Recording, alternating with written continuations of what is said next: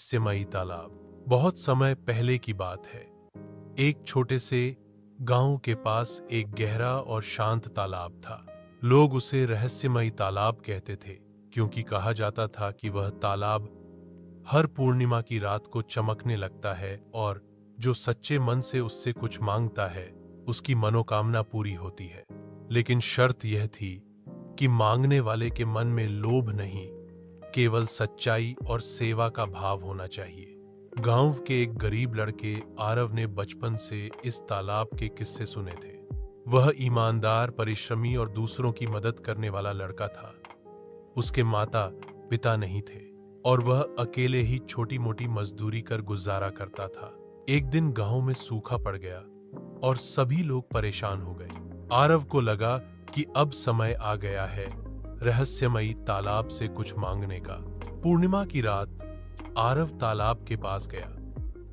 वहां पहुंचकर उसने हाथ जोड़कर कहा, हे तालाब, मैं अपने लिए कुछ नहीं मांगता, लेकिन मेरे गांव में सब बहुत दुखी हैं, प्यासे हैं, भूखे हैं। अगर आप चाहें तो हमें पानी और अन्न दे दीजिए ताकि सबका जीवन बच सके।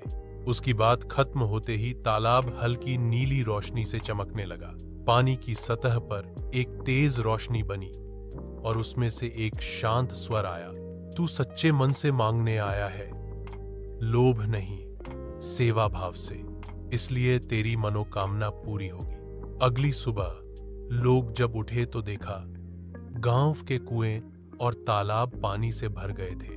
खेतों में हरियाली लौट आई थी और कुछ अन्न भी गांव के चबूतरे पर रखा था।